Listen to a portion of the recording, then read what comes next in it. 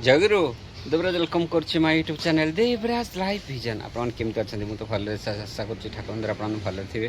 भगवान समस्तकर मंगल करन। आसन जिबा गोटे नव ब्लॉग आज नव ब्लॉग जिबा गोटे विशेष सत्संग जिबा जो विशेष सत्संग देखिबा कहार श्रद्धेय 1.5 मास परे देखिया कोन पाउचे कहा जाजन श्रद्धेय हिम भाईंकर माने सुब्रत विश्वास भाईंकर जाजन आज देखा आपण केमती लगुच निश्चय कमेंट कर जानवे जानी आप सब अपेक्षा करते कि हिम भाई जाजन के आसो आसी आज ब्लॉग देखा आपमती लगुच निश्चय जानवे और डेरी करेंगे आसवा देखा विशेष सत्संग श्रद्धेय हिम भाई बहुत सुंदर जाजन आस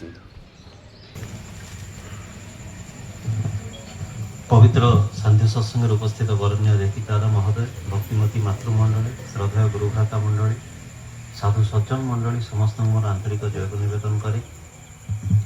सत्संगर समय खूब संक्षिप्त एवं ये कम समय भितर आपण मानक मो ठाकुर को बुझेबा मो भली मूर्ख पाखे तो असंभव व्यापार। तेबे गोटे संभवता अच्छी यदि आपण बुझिबा को चेष्टा करंती ताले ठाकुर दया करी आपण को अंतर भितर विराजित होंती। Lord is his asset who is set in him. भगवान से मानक सहित रुहंती जो माने भगवान को सहित युक्त होइकी थांती। आज विदेही आत्मार सत्संग चतुर्दश दिवस सेड़ी जीवा पई तो समय नाही। ए 14 दिन ठू आत्मार ऊर्ध्व गति हुए। आमे जे सब बसीचे एठी आमानक विषय या कथा एबे तो बंचीजु मरिवा किए देखिछि। तेणु अनेक जन एठी बसिले मध्य मन तांकर केमती कुआड़े पुणी कहा पाखरे ई शब्द सुना गले मध्य तांको पाखरे किंतु सत्संग एते वैल्यूएबल नुहे। एना रजर टाइम जुआड़े देखिबो नाच गीत आसर ये दफे आंकर किछि काम नाही धळा पिंदी की पळी आछंती एठी। जीवन रे पानीर महत्व सुशीला को पचारिवा दरकार। खाद्यर महत्व भोकिला को पचारिवा दरकार। ठीक सेमती जीवन महत्व मरुथिवा लोक को पचारिवा दरकार। जहाटू हुए तो आमे पाई पारुना जे जीवन केते मूल्यवान। ठाकुर से दिन क्लियर करी कहिले जे मनीषा आज मृत्यु को भय करे ए मृत्युर टेस्ट आमे केही जानी नै किंतु ए आत्मा भितर उपलब्धि अछि जन्म करबा केते कष्ट। केते हजार हजार लक्ष लक्ष आत्मा मानक भितर संघर्ष करी युद्ध करी मु मातृगर्भरे स्थान पाइछि किंतु जन्म हवा परे ए ग्रह चक्रर अवस्थिति परिस्थिति नहीं कि मोर जातक सृष्टि हे गला। एना डेट टाइम प्लेस ए तीनटा जगह जिनसरे तो जातक तयारी हुए। ए जातक तयारी हला पर मोर ग्रह नक्षत्र आसी गला एवं सेउठु मोर गुण मोर विभिन्न प्रकार जिनस विकसित हो गला। किंतु ए जहा किछि जिनस मोर स्थिरीकृत हला तार पश्चात पटरे अछि मोर कर्म जो कर्म पाई किंतु आमे अलर्ट नुहे। कौन ए कर्म मनीष तार जीव दशा भितरे दीटा जिनस जगत रु नहीं कि जाए। से दीटा जिनस होउची गोटे पाप आ गोटे पुण्य किंतु जीवन बीती जाए ए पुण्य टिक तो साउंटिबा।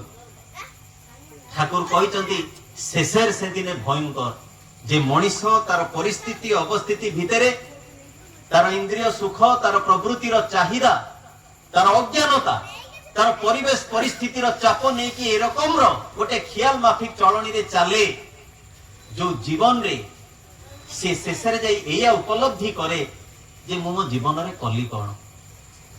गोटे बापा जी केबे दिने यौवन रे थिला से तार यौवन को संघर्ष करी तेल लुण संसार रे निजे साइकेल पेली समस्त प्रकार पैसा ठुल करी जो पुओटा को पाठ पढ़े कि बड़ मनीष करला से पुओटी ताकू किंतु वृद्धाश्रम को पठेई देला। बापा ताकू बड़ मनीष करिया पई हुए तो समस्त परिश्रम करिथिला भल मनीषटे करिया पई परिश्रम करिनी।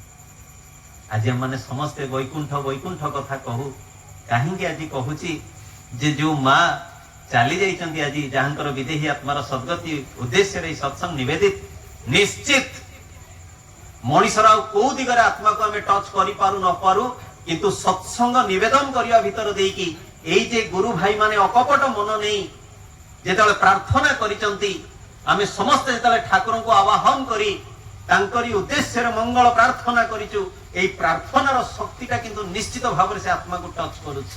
କାହିଁକି ନା ଆତ୍ମା ଆଜି ବି ଅଛି, ହୁଏତ ଆମ ଚର୍ମଚକ୍ଷୁକୁ ଦେଖାଯାଉନି। ଠାକୁର କହୁଛନ୍ତି ଏକ୍ଟୋପ୍ଲାଜମିକ ବଡିରେ ଆତ୍ମା ଜୀବିତ ହେଇକି ଥାଏ, ତେବେ ତାର ରୂପ, ତାର ଖାଦ୍ୟ, ତାର ଜୀବନ ବହୁତ ଅଲଗା। ଇଏ ଆମ ସଂସାର ଭଳି ନୁହେଁ, କିନ୍ତୁ ତାର ବି ଗୋଟେ ସଂସାର ଅଛି, ତାର ବି ସାଙ୍ଗସାଥୀ ଅଛନ୍ତି, ତାକୁ ବି ସାହାଯ୍ୟ କରିବା ପାଇଁ କର୍ମ ଦେବତା ଅଛନ୍ତି, ଯାହାଙ୍କୁ ଆଞ୍ଜେଲ୍ସ ବୋଲି କୁହାଯାଏ, ଯେଉଁମାନେ ତାକୁ ଜୀବନରେ ଆସିକି ପୁଣି ସାହାଯ୍ୟ କରନ୍ତି। କାହିଁକିନା ବଡ କଷ୍ଟକର ବିଷୟ ଇଏ ଆଜ୍ଞା। ଇଏ ଚୁମ୍ବକ ଭାବରେ ଯେତେବେଳେ ମୁଁ ଥିଓସଫିକାଲ ସୋସାଇଟିର ବୁକ୍ସ ପଢିଲି ବ୍ରହ୍ମବିଦ୍ୟା, ସେତେବେଳେ ମୁଁ ଅନୁମାନ କରିବାକୁ ଚେଷ୍ଟା କଲି ଯେ ପ୍ରକୃତରେ ମୃତ୍ୟୁ ପରର କଷ୍ଟ କେମିତି। ଅନେକ ସମୟରେ ଆପଣ ଦେଖୁଥିବେ ସ୍ୱପ୍ନରେ ଆପଣ ଶୋଷ ଲାଗୁଛି, ପାଣି ପିଇ ପାରୁନାହାନ୍ତି, ଆପଣ ତଣ୍ଟି କିଏ ଗୋଟେ ଚିପି ଦେଇଛି, ଆପଣ ଚିତ୍କାର କରୁଛନ୍ତି, କହିପାରୁନାହାନ୍ତି, ଏବଂ ହୁଏତ ଷଣ୍ଢ କି ସାପ ଆପଣଙ୍କୁ ଗୋଡଉଛି, ଆପଣ ଚେଷ୍ଟା କରୁଛନ୍ତି ଦୌଡ଼ିବାକୁ କିନ୍ତୁ ଦୌଡ଼ି ପାରୁନାହାନ୍ତି। এই କିଛି ନା କିଛି ସ୍ୱପ୍ନ ଆସେ। ୟା ପଛରେ କାରଣ ଅଛି ଯେ ପାଣି ଟିକେ ନ ପିଇଲେ ବା ଶୋଇବାର ପୋସ୍ଚର ବାଉଳା ହେଲେ ବା ବିଭିନ୍ନ ପ୍ରକାର କୋଉ ଚିନ୍ତା, କୋଉ ପ୍ରୋବ୍ଲେମ୍ସ ହବା ଭିତରେ ଦେଇକି ଏଇ ସ୍ୱପ୍ନ ଆସେ। କିନ୍ତୁ ମୁଁ ଭାବିଲି ଯେ ଏଇ ସ୍ୱପ୍ନଟା ଦେଖିବେ ଆପଣଙ୍କୁ କିଏ ଗୋଟେ ମାରିଦେଲା, ଆପଣ ଭାବିଲେ ମୁଁ ମରିଗଲି, ପୁଣି ଭାବିବେ ମୁଁ କଣ ମରିପାରେ, ଆପଣଙ୍କର ସ୍ୱପ୍ନ ଭାଙ୍ଗିଯିବ। ଆପଣ ଜୀବିତ ଅବସ୍ଥାରେ ଥିବା ବେଳେ ସେ ସ୍ୱପ୍ନକୁ ମିଛ ପରିଣତ କରିବାର କ୍ଷମତା ଆପଣଙ୍କ ପାଖରେ ଅଛି। ଆପଣ ଉଠି ପାରିବେ, ଆପଣ ଜାଗ୍ରତ ହେଇପାରିବେ, ସେ କଷ୍ଟରୁ ନିଜକୁ ରିହାଇ କରିପାରିବେ। କିନ୍ତୁ ମୃତ୍ୟୁ ପରେ ଆଉ କିନ୍ତୁ ଏ ସକ୍ଷମତା ରୁହେନି। ମଣିଷ ସେଇ ଅନନ୍ତ କଷ୍ଟ ଧରିକି ଭୋଗି ଚାଲେ। ଶୋଷ ହଉଛି ତ ହଉଛି, ପାଣି ପାଉନି, କଷ୍ଟ ଲାଗୁଛି ତ ଲାଗୁଛି। ଠାକୁର କହୁଛନ୍ତି 100ଟା କଙ୍କଡା ବିଛା ମାରିବାର ଯୋଉ କଷ୍ଟ, ଜ୍ୟୋତିଷ ଘୋଷର ଆତ୍ମାକୁ କହୁଛନ୍ତି, ଏଇ ସେଇ ଆକାଶ ଗଛରେ ବସି କାନ୍ଦୁଛି, କେତେକିରି ତାକୁ ବୁଝେଇଥିଲି, କେତେକିରି ତାକୁ କହିଥିଲି, ବୁଝିଲାନି। ସେଥିପାଇଁ ଠାକୁର କହିଛନ୍ତି ଯେ ଜୀବନ ଥିବା ଅବସ୍ଥାରେ এই সমস্ত কথা উপলব্ধি করে নেওয়া দরকার। সময় সংক্ষিপ্ত, বেশি ভিতরକୁ যাই হଉনি, মনর উচ্ছ্বাস অনেক দিগକୁ টাଣି নଉଛି। ଗୋଟେ ছোট কথা কହୁଛି, ଆପଣ ମାନେ ଶୁଣିଥିବେ ପ୍ରାୟ এই যে প্রভু জগন্নাথଙ୍କର ଆମର ଗୋଟେ କ୍ୟାସେଟ ଥିଲା, ଭଜନ କ୍ୟାସେଟ ବୋଧ ହୁଏ, ସେ କ୍ୟାସେଟର ନାଁ ଦାରୁ ବ୍ରହ୍ମ। ତା ଦେହରେ ଗୋଟେ ଗୀତ ଥିଲା ଯୋଉଟା ମତେ ବହୁତ ପସନ୍ଦ ଲାଗେ। କେତେ ପାପୀ, କେତେ ତପୀ, କେତେ ଯୋଗୀ, କେତେ ଭୋଗୀ, ସଭିଙ୍କୁ କରିଛ ତୁମେ ଆଦର, ସାକ୍ଷୀ ମୋହ ଦଧିତିର ସ୍ୱର୍ଗଦ୍ୱାର, ସ୍ୱର୍ଗଦ୍ୱାର ହେ ସ୍ୱର୍ଗଦ୍ୱାର। এই যে স্বর্গদ্বার উপরে এই যে গীতটি ଅଛି, তার লিরিক্স গুড়াকরে মঝিরে খালি চালে কোন না, রাম নাম সত্য হে, হরি নাম সত্য হে। এই ভজনটা মতে এতে ভালো লাগে যে মু তাকু গাই চালে। দিনে ঘরে বসিকি এই গীত গাও গাও, রাম নাম সত্য হে, হরি নাম সত্য হে, ইয়াকু খালি ঘোষুছি। বউ সিয়াড়ু রোষেই ঘর আসি কলা মারিকি গোটাଏ ধরিকি যে কোন রাম নাম হরি নাম হউছ। কেন আমি জানিছু রাম নাম হরি নামটা সব গলা বেলে তা আগে কহନ୍ତି, এইটা ଆମ ମୁଣ୍ଡରେ ପଶିଛି। ମୁଁ ଚୁପ୍ ହେଇଗଲି। ସନ୍ଧ୍ୟା ବେଳକୁ ପୁଣି ଆଉ ଥରେ ମୋ ମୁଣ୍ଡଟା ଟିକେ ସେଇ ରକମର ଥାଏ, ଯାହା ମନକୁ ଭଲ ଲାଗେ ଗୁଣଗୁଣେଇ ଯାଏ। ରାତିରେ ସେଇ ରକମ କଲା ବେଳକୁ ଯେତେବେଳେ ବୋଉ ମତେ ପାଟି କଲା, ସେତେବେଳକୁ ବାପା ଅଫିସରୁ ଆସି ଯାଇଛନ୍ତି, କହିଲେ କଣ କଣ କଣ କହୁଛି ତାକୁ ନା, ଦେଖୁନ କେମିତି ଅଶୁଭ କଥା ଗୁଡା କହୁଛି। କଣ କହୁଛି? ରାମ ନାମ ସତ୍ୟ ହେ, ହରି ନାମ ସତ୍ୟ ହେ। କାଲି ଭଳି ମୋର ମନେ ଅଛି, ହୁଏତ ଛୋଟ ଥିଲି, ବାପା କହିଲେ ଯାହା କହୁଛି ଠିକ ହିଁ ତ କହୁଛି, ଅସୁବିଧା କଣ ଅଛି କହୁ, ଯଦି ତାକୁ ଭଲ ଲାଗୁଛି। ଯେତେବେଳେ ସତ୍ସଙ୍ଗ ଜଗତକୁ ମୁଁ ଆସିଲି ଆଜ୍ଞା, ସେତେବେଳେ ବୁଝିଲି ଯେ ମୃତ୍ୟୁ ବେଳକୁ ଯୋଉମାନେ କହୁଛନ୍ତି ରାମ ନାମ ସତ୍ୟ, ହରି ନାମ ସତ୍ୟ, ପିଲାର କାନ ଉଠିବା ଦିନଠୁ କୁହନ୍ତୁ ରାମ ସତ୍ୟ, ହରି ସତ୍ୟ, ଏ ଜଗତ ମିଥ୍ୟା। ଯଦିଓ ଜଗତ ମିଥ୍ୟା ନୁହେଁ, ଜଗତ ବି ତାଙ୍କରି। ଏ କଥାର ଆଉ ଟିକେ ଅନ୍ୟ କାରଣ ରହିଛି, କିନ୍ତୁ ମଣିଷ ଏ କଥା ବୁଝିବ କେତେବେଳେ? ଗୀତା ପଢିବୁ ଯେତେବେଳେ ମରିବାକୁ ଥବ। କାହିଁକି? ପ୍ରଭୁ ଶ୍ରୀକୃଷ୍ଣ କଣ ଅର୍ଜୁନକୁ ମରିଲା ବେଳକୁ ଦେଇଥିଲେ ଗୀତା? ଟିକେ ନିର୍ମାଲ୍ୟ ଆଣିକି ରଖିଥାଅ, ମରିଲା ବେଳକୁ ପାଟିରେ ଦେଇଦବ, ହେଲେ ମୁକ୍ତି। শুধু মুক্তি যদি এতে সহজ হইথান্তা, তাহলে তো জীবনের পুণ্যর আর কৌশি কূল কিনারা হি না। জীবন বড় বিচিত্র। এই জীবনকু গুরু কেন্দ্রিক করিবাকু হুয়ে, কাହିଁକି ନା ହଜାରେ ତୁମେ ବାହାନା କର, ହଜାରେ ପ୍ରବଚନ ଶୁଣ, ହଜାରେ ବହି ପଢ, ଠାକୁର କହିଲେ କଣ ସେଇ କଥାଟି ଅଛି, দেবতা দেখ বিভূতি দেখ লাখ বিভূতি হোক, কি হলো রে তোর না বদলিলা যদি বৃত্তি রঙিন ঝোঁক, এই বৃত্তির রঙিন ঝোঁকটা যদি মଣିষর বদলিনি, আমি দেখুছে কেতে আজ্ঞা ভগবানଙ୍କର কথা কହୁଥିବା লোক দিନରେ ଭଗବାନଙ୍କ କଥା କହୁଛନ୍ତି, ରାତିରେ ଯୋଉ ଅପକର୍ମ ମିଡିଆ ଆଗରେ ଆସିଲା ପରେ ଏଇ ଗୋଟିଏ ଜିନିଷ ହଉଛି, ଅନେକ ଲୋକ ଏଇଆ କହୁଛନ୍ତି ଯେ ଦେଖରେ ପ୍ରଭୁଙ୍କ ବାହାନାରେ ଏଠି ମନ୍ଦ କର୍ମ ଚାଲିଛି। ଅପକର୍ମ କରୁଥିବା ଲୋକଟା ହୁଏତ କୋଉ ପ୍ରକାର ଜୀବନ ପାଉଛି ତା ମୁଁ ଜାଣେ ନା, କିନ୍ତୁ ତାର ଏଇ ଗୋଟିଏ ଭୁଲ ପାଇଁ ଭଗବାନଙ୍କୁ ଅବିଶ୍ୱାସ କରୁଥିବା ଲୋକମାନଙ୍କର ଅବିଶ୍ୱାସ ଆହୁରି ବଢି ଯାଉଛି। Today world suffers a lot not because of the violence of bad people but because of the silence of good people. ଜୀବନରେ ଭଲ ମଣିଷଙ୍କର ନିରବତାଟା ଆଜି ଆମମାନଙ୍କର ସମସ୍ୟାର କାରଣ ହେଇଛି। ଏଇ ଭଲଟା ଆମ ଭିତରେ ରହିବା ଦରକାର। ଆଉ ଏଇଟା ଜୀବନରେ ଯଦି ଗୁରୁ ନ ଆସନ୍ତି ତାହେଲେ କିନ୍ତୁ ହୁଏ ନା। କେମିତି? ଏଇ ହରି କଥାରୁ କହୁଥିଲି, ମହାରାଣୀ ଥାନ୍ତି, ସନ୍ନ୍ୟାସୀ ଜଣଙ୍କର ଶିଷ୍ୟ ଜଣେ, ସେ ଆସିକି ବେଦ ଉପନିଷଦ ଗୀତା ଭାଗବତ ସବୁ ଶୁଣାନ୍ତି ଏବଂ ମହାରାଣୀଙ୍କୁ ଶୁଣେଇଲା ପରେ ଶେଷକୁ ତାଙ୍କର ଗୋଟିଏ ଥାଏ, ଯେମିତି ଆମେ ସତ୍ସଙ୍ଗ ପରେ ଗୋଟେ ଧ୍ୱନି ଦଉ, ତାଙ୍କର ସଭା ସରିଲା ପରେ ପ୍ରବଚନ ସରିଲା ପରେ ସିଏ ଗୋଟେ ଧ୍ୱନି ଦିଅନ୍ତି, ହରି ହରି ସ୍ମର ଭବ ସଂସାର ପାରି କର। ଏଇ କଥାଟି ସିଏ କୁହନ୍ତି। କଣ କୁହନ୍ତି? ହରି ହରି ସ୍ମର ଭବ ସଂସାର ପାରି କର। ଇଏ ରାଣୀଙ୍କ ପାଖରେ ଗୋଟାଏ ଶୁଆ ଥିଲା। ସିଏ ସେଠୁ ଶୁଣିଲା ପରେ ଇଏ ଯେତେବେଳେ କହିଲେ ହରି ହରି ସ୍ମର ଭବ ସଂସାର ପାରି କର, ସେ କହିଲା ମିଛ ମିଛ। ୟାକୁ ଅପଦସ୍ତ ଲାଗିଲା। ଏବେ ମୁଁ ଆପଣ ମାନଙ୍କ ଆଗରେ ଠିଆ ହେଇକି କିଛି କଥା କହୁଛି, ହଠାତ୍ ଆପଣଙ୍କ ଭିତରୁ କିଏ ଜଣେ ଠିଆ ହେଇକି କହିବ ବନ୍ଦ କର, କାହିଁ ଆପଣ ଏମିତି ସବୁ ଫାଲତୁ ଗପ ଗପୁଛନ୍ତି, ତ ନିଶ୍ଚିତ ଭାବରେ ଟିକେ ଆଶ୍ଚର୍ଯ୍ୟ ଲାଗିବ ଆମକୁ ବି। ତ ସେ ଯୋଉ ତପସ୍ୱୀ ଜଣକ, ସେ ଯେ ଶିଷ୍ୟ ଥିଲେ, ସିଏ ତାଙ୍କୁ ଟିକେ ବାଧିଛି। କଣ ଏଇ ଶାରୀଟା ଇଏ ଗୋଟେ କଣ କହୁଛି ମିଛ ମିଛ। ତା ପରଦିନ ପୁଣି ସେଇ ଷ୍ଟୋରି କହିଲେ। ଲାଷ୍ଟକୁ ଯେତେବେଳେ କହୁଛନ୍ତି ସିଏ ଯେ ହରି ହରି ସ୍ମର, ପୁଣି ଶାରୀ କହିଲା ମିଛ ମିଛ, ସବୁ ମିଛ। ସିଏ ଗଲେ ତାଙ୍କୁ ଗୁରୁଙ୍କ ପାଖକୁ, କହିଲେ ଆଜ୍ଞା ଏମିତି ରାଣୀଙ୍କ ସହିତ ଏତେ ଲୋକ ସବୁ କହୁଛନ୍ତି, ଗୋଟାଏ ଶାରୀ ଆଜ୍ଞା ବେଜିତି କରୁଛି। ସବୁ କଥା କହିସାରିଲା ପରେ ମୁଁ ହରିଙ୍କ କଥା କହିଲା ବେଳକୁ କହୁଛି ମିଛ ମିଛ। ଗୁରୁଦେବ କହିଲେ ଆଚ୍ଛା ହଉ, କାଲି ମୁଁ ଯିବି। ଗୁରୁଦେବ ପଶୁ ପକ୍ଷୀ ମାନଙ୍କର ଭାଷା ବୁଝିପାରନ୍ତି। ଆସିକି ଶାରୀକି ସେଠୁ ପଚାରିଲେ, କହିଲେ କଣ କିରେ ବାବା, କଣ ଅସୁବିଧା ହେଇଛି, କାହିଁ ଏମିତି ହଉଛି? ନା ତାହେଲେ ଶୁଣନ୍ତୁ ଆଜ୍ଞା, ଆପଣ ଯଦି କହିଲେ, ମୁଁ ଜଙ୍ଗଲରେ ଆଜ୍ଞା ବୁଲୁଥିଲି, ମତେ ଏଇ ସନ୍ନ୍ୟାସୀ ମାନଙ୍କର ଗୋଟେ ଆଶ୍ରମ ଦେଖାଗଲା। ସେ ଆଶ୍ରମରେ ମୁଁ କିଛି ଦିନ ଯାଇକି ରହିଲି। ସେଠି ଯୋଉ ସବୁ ମନ୍ତ୍ର ଉଚ୍ଚାରଣ କରନ୍ତି, ସେଇ ମନ୍ତ୍ର ଗୁଡାକ ମତେ ଭଲ ଲାଗିଲା, ମୁଁ ତାକୁ ଘୋଷିବାକୁ ଲାଗିଲି। ଯେମିତି ମନ୍ତ୍ର ଘୋଷିବାକୁ ଲାଗିଲି, ମତେ ଗୋଟାଏ ସନ୍ନ୍ୟାସୀ କଣ କଲା ନା ଧରି ପକେଇଲା। ଧରି ପକେଇକି ମତେ ପଞ୍ଜୁରୀରେ ରଖିଦେଲା ଏବଂ ଆହୁରି ଆହୁରି କେତେ ମନ୍ତ୍ର ଶିଖେଇଲା। ମୁଁ ବି ଶିଖି ଚାଲିଲି। ସେଉଠୁ କଣ ହେଲା ନା, ସେ ଆଶ୍ରମକୁ ଜଣେ ବଣିକ ଯାଏ। ସେ ବଣିକଟି କଣ କରଲା ନା, ସନ୍ନ୍ୟାସୀଙ୍କ ସହିତ ତାର ଟିକେ ସମ୍ପର୍କ। ସନ୍ନ୍ୟାସୀ ତାଠୁ କିଛି ସ୍ୱର୍ଣ୍ଣ ମୁଦ୍ରା ପାଇବେ ଏଇ ଲୋଭରେ କହିଲେ ତମକୁ ଗୋଟେ ବଢିଆ ଶାରୀ ଗିଫ୍ଟ ଦେବି। ଇଏ ଶାରୀ କେବଳ ମନ୍ତ୍ର ଉଚ୍ଚାରଣ କରୁଛି।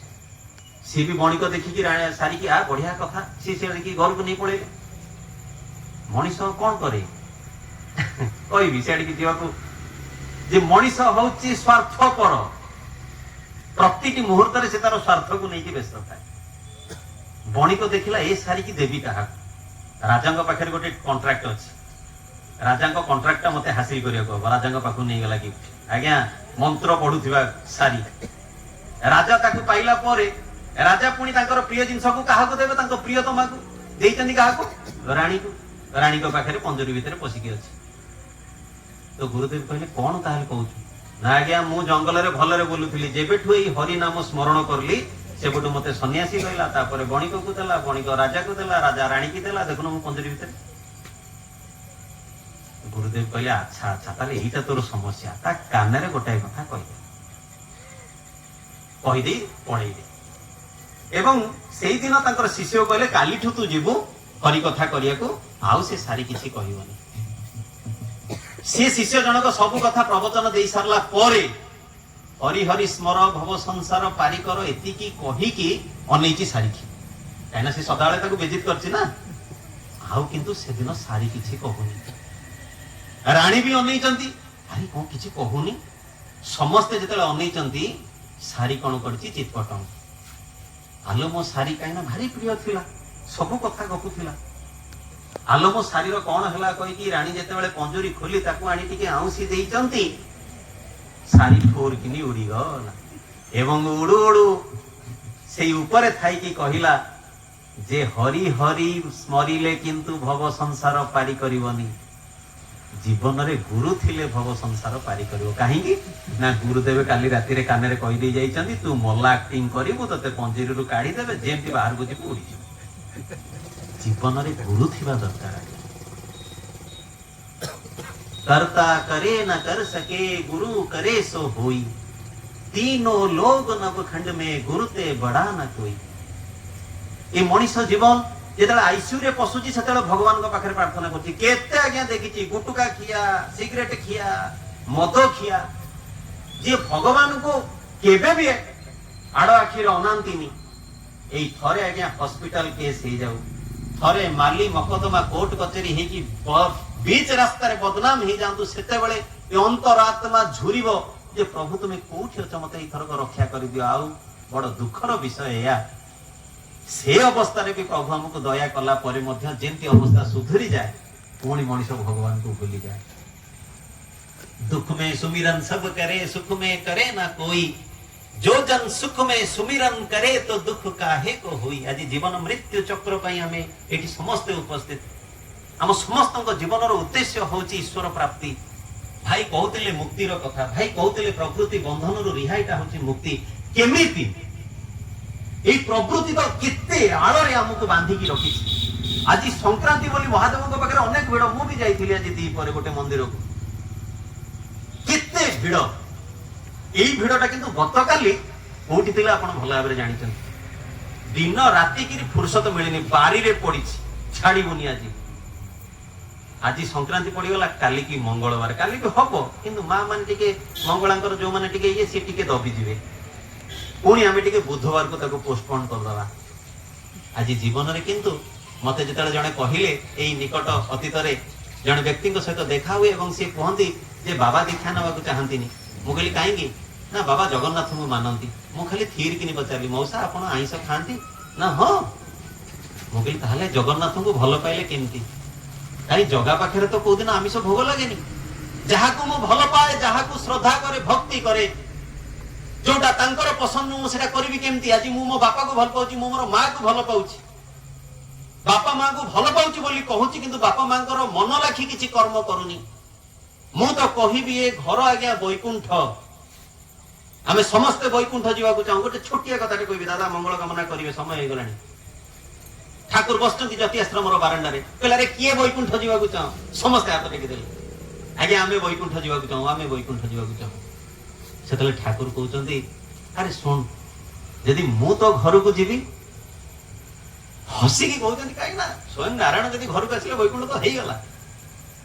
ठाकुर कोन पुणी कहउचंदी, यदि बड़खोका माने यदि श्री श्री बड़दा जानती, यदि मु बड़खोका जाए ना, गुरु पुत्र गुरुतुल्य प्रभु, आमे भी तांको सही प्रकार देखिबु, सही प्रकार ये से बहुत भाग्य हमर ना। यदि मो झियो साधना तो घर को जाए, ताहले भी सही आंसर जे ठाकुर आपण को झियो आसिले भी हम पई सही प्रकार। ठाकुर से थीर कि कहते, आज तो घरे तू मां रूपरे, भौणी रूपरे, स्त्री रूपरे, जो रूपरे भी माटा को पाइतु, जदि मो झियो तो घर को गले तू जेमती देखी तांतु, तो घर झियो मानू मां मानू जदि तू सही सम्मान दृष्टि देखू, तो घर वैकुंठ हो। आज आम घर माटा लक्ष्मी आमे जानी पारना, आम घर माटा दुर्गा, काली, सरस्वती सब किछि सिए ही।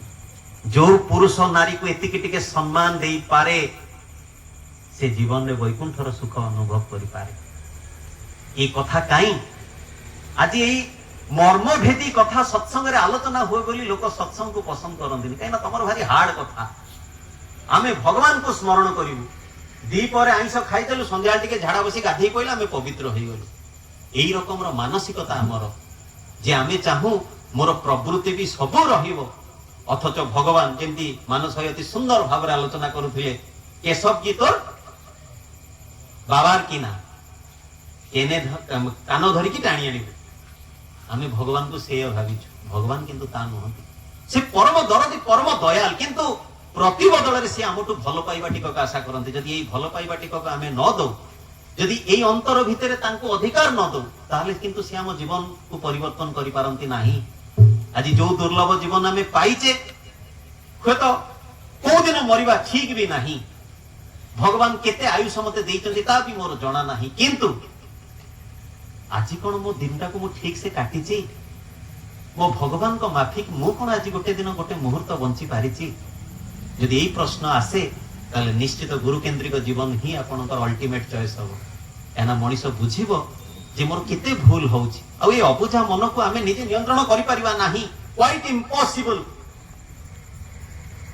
ଜୀବନରେ ଇଷ୍ଟ ଦରକାର, ଯୋଉ ଇଷ୍ଟ ହିଁ ମଣିଷକୁ ଅନିଷ୍ଟ ହାତରୁ ରକ୍ଷା କରିପାରନ୍ତି। ସେଦିନ ଜଣେ ଭାଇ ବସିକି କହୁଛନ୍ତି ଯେ ଠାକୁର শুধু ଦୀକ୍ଷା ନେଲେ କଣ ମଙ୍ଗଳ ହୁଏ? ଖାଲି ସମସ୍ତେ କହୁଛନ୍ତି ଦୀକ୍ଷା ନିଅ ଦୀକ୍ଷା ନିଅ, ଦୀକ୍ଷା ନ ନେଲେ କଣ ମଙ୍ଗଳ ହୁଏନି? ଠାକୁରଙ୍କ ପାଖରେ ଗୋଟେ ଛୋଟ ପିଲାଟେ ବସିଛି। ଠାକୁର ଗୋଟାଏ ଫଳ ସେ ଛୁଆଟିକୁ ଦେଖେଇ କହୁଛନ୍ତି, ଏ ବାବା କହିପାରିବୁ ଏ ଫଳ ଖଟା କି ମିଠା? ପିଲାଟି ଉଠିକି କହୁଛି, ଠାକୁର ନ ଖାଇ କେମିତି କହିବି ଯେ, ଖାଇଲେ ସିନା କହିବି। ଠାକୁର ଅନଉଛନ୍ତି ଏ ଭାଇ ଜଣକୁ, ଇଙ୍ଗିତଜ୍ଞ ଶ୍ରୀ ଶ୍ରୀ ଠାକୁର। ଆରେ ଦୀକ୍ଷା ନେଲେ ମଙ୍ଗଳ କି ଅମଙ୍ଗଳ ନେଲେ ସିନା ବୁଝିପାରିବୁ। ଏଇ ରଞ୍ଜନ ଭାଇର ଗୋଟେ ଖବର ହେଇଥିଲା ସତ୍ସଙ୍ଗ ହେଇକି ମନରେ, କାହିଁକି ନା ଦୀକ୍ଷାଟା ମୋରି ଆଖି ଆଗରେ ହେଇଛି। ସାନ ଭାଇଟିର ଆସିଗଲା, ସବୁ ହେଇଗଲା। ମୁଁ କହିଲି କିଛି ବ୍ୟସ୍ତ ନିଶ୍ଚୟ ଠାକୁର ରଖିଛନ୍ତି, ଏ କ୍ୟାନସଲେସନ କିଛି ମ୍ୟାଟର କରେନି ନା, ସମସ୍ତେ ଜାଣି ଯାଇଥିଲେ। ଏଇ କେଇ ଦିନ ଭିତରେ ପୁଣି ଆସିକି ଦେଖନ୍ତୁ ପୁଣି ଖବର କଣ। ଶ୍ରୀ ଶ୍ରୀ ଠାକୁର କଣ କରିପାରନ୍ତି? ସେ ଭାଇ ଜଣକ ସେତେବେଳେ ଆନ୍ସର ବୁଝିପାରିଲେ, କହିଲେ ତାହେଲେ ଦୀକ୍ଷା ନେଲେ ବୁଝା ପଡିବ। ଦୀକ୍ଷା ନେଇକି ଆସିକି, କାହିଁକିନା ଠାକୁରଙ୍କୁ ପରୀକ୍ଷା କରିବାକୁ ଇଚ୍ଛା ଅନେକ, ତ ଠାକୁରଙ୍କ ପାଖରେ ବସିଛନ୍ତି। ସେ ଭାଇ ଜଣଙ୍କର ନାଁ ହଉଛି ପ୍ରିୟନାଥ ଘୋଷ। କହୁଛନ୍ତି, ଠାକୁର ଏ ଅନନ୍ତ ଦା ଦେଇକି ତ ମତେ ନାମଟା ଦେଲେ, ଆପଣ ଯଦି ନିଜେ ଟିକେ କହିଦିଅନ୍ତେ ଭଲ ହୁଅନ୍ତାନି। ମନେ ମନେ ଭାବୁଛନ୍ତି। ଏ କଥାଟା କିନ୍ତୁ ଦୀକ୍ଷିତ ବୁଝିପାରିବେ, ଅଧିକିତ ବୁଝିପାରିବେନି। ଠାକୁର ସନ୍ଧ୍ୟା ବିନତି ପ୍ରାର୍ଥନାଟିକୁ ଗାଇକି କହୁଛନ୍ତି, ଆରେ କଣ ଆମର ସନ୍ଧ୍ୟା ପ୍ରାର୍ଥନାରେ ଅଛି? ବାର ବାର କରୁ ବିନତି କହି ନାମଟିକୁ କହିଦେଲେ। ଅଛି ନା ନାଇଁ? ତାପରେ ଯୋଉମାନେ ଦୀକ୍ଷିତ ସେ ବୁଝିପାରିବେ। ସେ ଭାଇ ଜଣକ ପ୍ରିୟନାଥ ଦା ଗୋଡତଳେ ପଡି କହୁଛନ୍ତି, ଠାକୁର ତୁମେ ଅନ୍ତର୍ଯାମୀ, ମୁଁ ତୁମରି ପାଟରୁ ବୀଜ ମନ୍ତ୍ରଟି ଶୁଣିବାକୁ ଚାହୁଁଥିଲି, ଆଉ ତୁମେ କହିଦେଲ। ଶ୍ରୀ ଶ୍ରୀ ଠାକୁର ଜୀବନରେ ଆସିବା ବଡ କଥା ନୁହେଁ, ମୁଁ ଜୀବନରେ ତାଙ୍କୁ ମଥାରେ ବହନ କରି ଚାଲିବାଟା ବଡ କଥା। ଆଉ ଯଦି କୌଣସି ବି ଜୀବନ ଏତିକି ଟିକେ ନିଷ୍ପତ୍ତି ନିଏ ତାହେଲେ ତା ଜୀବନର ଦାୟିତ୍ୱ ଶ୍ରୀ ଶ୍ରୀ ଠାକୁର ବହନ କରନ୍ତି। କାହିଁକି ନା ଠାକୁର କହିଛନ୍ତି, ମୋର ସନ୍ତାନ ମାନଙ୍କୁ ଅନ୍ଧକାର ଭିତରେ ଘୁରି ବୁଲିବାକୁ ହବ ନାହିଁ। সেদিন যেতলে হেমকবি লেখুଛନ୍ତି, তুমি কি রইবে সাথে যখন এ আওয়াজ ছাড়ি বাহারিব আমি অসীম অন্ধার রাতে। ঠাকুর তাকে পরিবর্তন করে কହୁଛନ୍ତି, এই দাদা হেমদা, এই তুমি কি কুহନ୍ତୁନି, কুহନ୍ତୁ তুমি যে। সেতলে লাইনটা এইয়া হচ্ছে, তুমি যে রইবে সাথে যখন এ আওয়াজ ছাড়ি বাহারিব আমি অসীম অন্ধার রাতে। এই মৃত্যু পরর অন্ধকার ভিতরে মধ্য শ্রী শ্রী ঠাকুর জ্যোতি স্বরূপ রহিবে যদি এই ভৌতিক শরীর ভিতর দিয়ে মু তাଙ୍କୁ গ্রহণ করি চালে।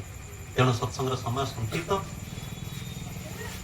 বিদেহী আত্মার সদ্গতি কামনা করা সহিত আপন মানকর সমস্তଙ୍କର জীবন কেমতি ইষ্টময় হয়ে উঠু তাহাই একান্ত প্রার্থনা করি বন্দে। आज ब्लॉग तुम देखिले कि सदैव भयंकर बहुत सुंदर जाजन आपन केमती लगे निश्चय कमेंट कर जन देखा गोटे नव ब्लॉग हूँ। आप नमस्कार, जय जगन्नाथ, जय गुरु।